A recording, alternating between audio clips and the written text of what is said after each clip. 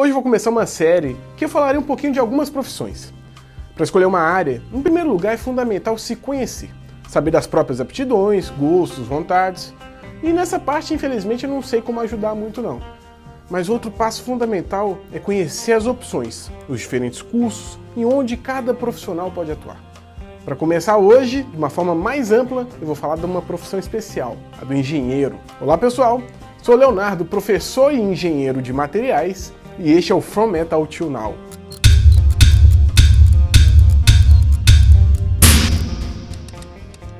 Quando se pensa em engenharia, a primeira coisa que a gente costuma pensar é na matemática. E, em essência, isso não está muito errado não. A matemática permeia bastante a vida do engenheiro, mas o medo dela não faz muito sentido não. Os cálculos podem ser desafiadores, mas a sala de aula existe justamente para um momento de aprendizado, e não precisa aprender de primeira. Evoluir a mente para entender e resolver os problemas matemáticos propostos, isso no longo prazo, vai te fornecer habilidades muito maiores do que as apenas de achar as respostas de algumas questões específicas. A bem da verdade, são poucos os engenheiros calculistas de fato. É comum ver engenheiros seguindo funções de gestão, programação, qualidade, segurança, enfim. Muitas outras habilidades, além da facilidade matemática, são fundamentais para um bom engenheiro. Pensando especificamente nas disciplinas, às vezes uma pessoa que tem interesse e gosta de estudar química, física ou desenho pode ter um diferencial muito melhor do que as pessoas que gostam apenas de matemática, por exemplo.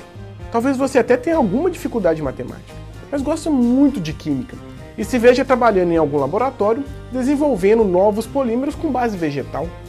Nesse contexto, por que não cursar uma engenharia de materiais, por exemplo? Apesar do exemplo um pouquinho tendencioso para o lado da metalurgia e materiais, é importante lembrar que o vídeo é sobre engenharia no geral, e temos várias delas, com especificidades que as distinguem muito umas das outras.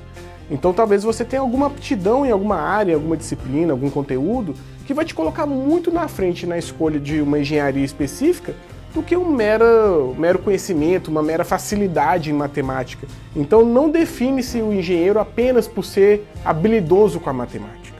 Eu ainda vou falar no futuro sobre as engenharias em específico, sobre os campos de atuação, sobre talvez conteúdos que sejam até mais importantes que a matemática para você pensar em cursar um desses cursos. Então fique ligado, se inscreva e acompanhe, que no futuro a gente aborda um pouquinho mais esses outros temas voltados à engenharia. Mas voltando para o estereótipo geral das engenharias, para além da matemática, entramos numa segunda ideia errada que temos, que é a do dinheiro. Dada a realidade nacional, o piso do engenheiro é bastante atrativo. Segundo a lei número 4.950, de 22 de abril de 1966, para 6 horas diárias trabalhadas, o engenheiro deve receber pelo menos 6 salários mínimos. Isso hoje, março de 2022, equivale a R$ 7.272. Infelizmente, dificilmente o engenheiro recém-formado é contratado como engenheiro e recebe o piso. E aqui eu vou abrir um pequeno parênteses para uma dica. Na verdade, diploma nenhum vai te dar dinheiro. É preciso paciência, dedicação, entrega, persistência e, principalmente, precisa de estudo. E eu não vejo como fazer isso sem gostar da área. Na engenharia, para se chegar ao piso e daí para mais, eu sugiro fortemente que a busca comece já na graduação. Converse com os colegas, alguns devem ter curso técnico, talvez já esteja até trabalhando. Converse também com os professores. Eles têm uma trajetória profissional e é comum que as empresas procurem eles para recomendar estagiários. Se você já está formado, se for possível, se você tiver condição de fazer isso, tenha um pouquinho mais de paciência. Não deixe de se especializar. Fazer pós-graduação, por exemplo, além do conteúdo, te apresentará novos colegas e professores que podem ser fontes de novas oportunidades. Tenha sempre em mente que uma potencial oportunidade de indicação pode estar em perigo caso você deixe o pessoal na mão num trabalho em grupo, por exemplo. Então sempre tente mostrar o seu profissionalismo. Agora, passando por cima do senso comum, é importante trazermos o que de fato faz ou pode fazer um engenheiro. Um conjunto de definições dos trabalhos dos engenheiros foi elaborado de forma colaborativa entre vários países na Conferência das Sociedades de Engenharia do Oeste Europeu e dos Estados Unidos em 1960. Nessa conferência, em uma tradução livre e simplificada, o engenheiro profissional é definido como profissional competente por virtude de sua educação e treinamento para aplicar método científico e suas perspectivas na análise e solução de problemas de engenharia. É também um profissional capaz de assumir responsabilidade pessoal no desenvolvimento e aplicação da ciência e do conhecimento de engenharia, principalmente em pesquisa, projeto, construção, manufatura, supervisão, gerenciamento e ensino. É um profissional cujo trabalho é predominantemente intelectual e variado, que requer o exercício de pensamento crítico original e a habilidade de supervisionar o trabalho técnico e administrativo de outros. Sua educação deverá ser suficiente para torná-lo capaz de progredir continuamente no seu ramo de engenharia, consultando novos trabalhos publicados numa base mundial, assimilando essas informações e aplicando-as de forma independente. O profissional está em posição de fazer contribuições no desenvolvimento da engenharia ou suas aplicações. Sua educação e treinamento devem ser suficientes para conferir uma apreciação ampla e geral das ciências da engenharia, assim como uma visão completa das características especiais de seu próprio ramo. Por fim, no devido tempo, o profissional terá autoridade para fornecer conselhos técnicos e assumir responsabilidade no direcionamento de tarefas importantes em seu ramo. Essas definições elas lidam com aspectos técnicos, mas falam também da fundamentação do que é ser engenheiro, da essência da profissão que faz parte da personalidade de quem o é. Curiosidade e vontade de resolver coisas. Acho que essa é a essência da pessoa que se dá bem na engenharia. Uma caricatura interessante disso é feita em um episódio de Gilbert, que brinca com a maldição do engenheiro. I'm worried about little Dilbert. He's not like other kids. What do you mean? Yesterday, I left him alone for a minute and he disassembled the TV, our clock, and the stereo. That's perfectly normal. Kids take things apart. Oh! The part that worries me is he used the components to build a ham radio set.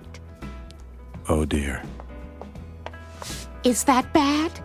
Normally I'd want to run an EEG on him, but the machine isn't working.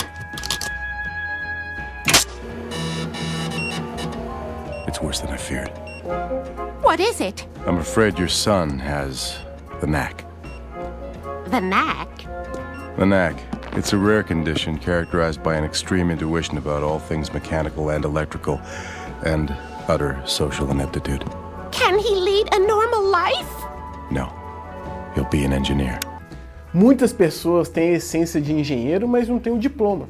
Às vezes nem tiveram oportunidade. Outras têm o diploma, mas não o interesse. Nem é culpa delas. Muitas empresas não sabem que é um engenheiro de verdade e minam o ímpeto dos funcionários. Agora, se você tem esse tal de NEC e quer ser um engenheiro e engenheirar de verdade, é importante também entender especificamente o que um engenheiro pode fazer. No Brasil, as atribuições dos engenheiros são determinadas pelo Conselho Federal de Engenharia e Agronomia, CONFEA. Na Resolução 218, de 29 de junho de 73, são discriminadas as atividades gerais das diferentes modalidades de engenharia, assim como as competências de algumas modalidades específicas que nós não vamos falar hoje, fica para os próximos vídeos.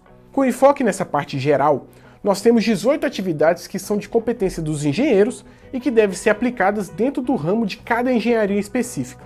Eu vou falar sobre cada uma e explicar um pouquinho o que ela quer dizer. Na atividade número 1, temos supervisão, coordenação e orientação técnica. Nesse caso, o engenheiro pode acompanhar um serviço ou obra visando o cumprimento do planejamento e do projeto em si. Ele pode exercer essa função de perto ou de um plano superior, onde ele terá a função de avaliar os responsáveis técnicos.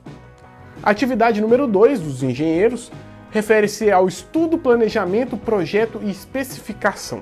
Aqui os engenheiros atuarão coletando e tratando dados, sistematizando procedimentos, elaborando representações gráficas e escritas, para enfim fixar um conjunto de características e requisitos de materiais e equipamentos que serão utilizados. A atividade 3 fala sobre o estudo de viabilidade técnico-econômica. Nesse âmbito, o engenheiro é competente para realizar coleta e tratamento de dados com o fim de determinar a viabilidade técnica e econômica de um processo.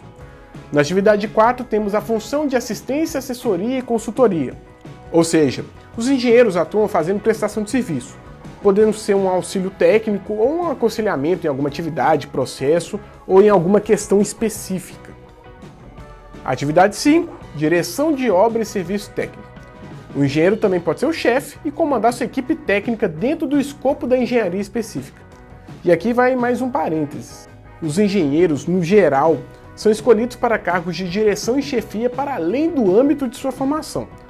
Para quem tiver interesse, a engenharia também é uma excelente porta de entrada para o mundo corporativo.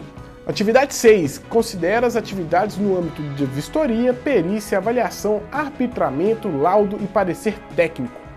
Parte das funções dos engenheiros envolve a análise de falhas. Ele deve apurar e determinar fatos, elaborar um documento que conste suas conclusões, que são baseadas em uma análise técnica e que pode ser eventualmente discutida por seus pares. Atividade 7 já fala um pouquinho sobre o desempenho de um cargo ou função técnica pelos engenheiros. O engenheiro pode ter um cargo técnico específico continuado, o que pode ser bastante interessante na formação de especialistas em determinados setores. O engenheiro que trabalha como operador de um equipamento, por exemplo, quanto mais ele avança academicamente no entendimento da técnica e funcionamento de um dado sistema, o que acontece com os anos, mas também associado com o progresso acadêmico, mais oportunidades ele terá de ser requisitado para executar suas funções em centros de pesquisa pelo mundo, operando o que há de mais tecnológico. A atividade 8 já fala sobre ensino, pesquisa, análise, experimentação, ensaio e divulgação técnica, extensão. Aqui o engenheiro se encontra em uma das suas funções mais nobres, que passa pelo ensino, pesquisa e extensão. E é justamente aqui que eu me encaixo. Dá para falar muito sobre isso. Então ainda teremos um vídeo específico sobre a profissão professor e cientista. Caso curta esse tipo de conteúdo, não esqueça de curtir esse vídeo também. A atividade 9 já é sobre a elaboração de orçamento. Assim como a análise de custos é fundamental para qualquer projeto, e ela passa pelas mãos dos engenheiros, a elaboração de orçamentos também. A atividade 10 fala sobre padronização, mensuração e controle de qualidade. O engenheiro também atua elaborando especificações de procedimento, possibilitando uma padronização tanto dos produtos quanto das técnicas. A atividade 11 já fala da execução de obra e serviço técnico. A 12, da fiscalização da obra e do serviço técnico. Ou seja, o engenheiro pode executar algum trabalho específico que envolva sua área de conhecimento, assim como inspecionar e verificar se a execução do serviço está obedecendo ao projeto, às especificações e aos prazos estabelecidos. A atividade 13 fala da produção técnica especializada e a atividade 14 da condução de trabalho técnico. Aqui, trocando em miúdos, o engenheiro pode tanto efetuar uma operação industrial isolada ou em série, quanto desempenhar atividades técnicas coordenadas de caráter físico ou intelectual. A ideia por trás disso é que o engenheiro pode executar ou conduzir um trabalho técnico do início até seu fim. A atividade 15 fala sobre a condução de equipe de instalação, montagem, operação, reparo, manutenção. A atividade 16, a execução de instalação, montagem e reparo. E a atividade 17, da operação e manutenção de equipamentos e instalação. Nesse caso, o engenheiro pode conduzir os trabalhos necessários para a montagem, por exemplo, de um laboratório, assim como sua operação e manutenção. Cada engenheiro fazendo isso no âmbito da sua engenharia, do que tange seu conhecimento. E por fim, a última atividade atribuída ao engenheiro pelo CONFEE é a atividade 18, que é a execução de desenho técnico. Nesse caso, é a execução de desenhos no âmbito de sua formação, que é a tradução gráfica dos projetos de engenharia. O engenheiro também pode ser projetista. Cada uma dessas atividades abre um ramo enorme de possibilidades de cargos e funções dentro de cada uma das engenharias. As especificidades de alguns cursos serão tratadas no futuro. O importante agora é entender que a engenharia é uma profissão de alta responsabilidade, onde se cria e se planeja, também se fiscaliza e se gerencia, mas acima de tudo, ela exige análise e pesquisa. No fim, o engenheiro que engenheira, na sua essência, não pode nunca deixar de estudar. Então é isso, pessoal. Curtiu? Se inscreva para descobrir mais sobre algumas profissões. Envie seus comentários com dúvidas, sugestões e eventuais correções. E é isso aí, pessoal. Grande abraço.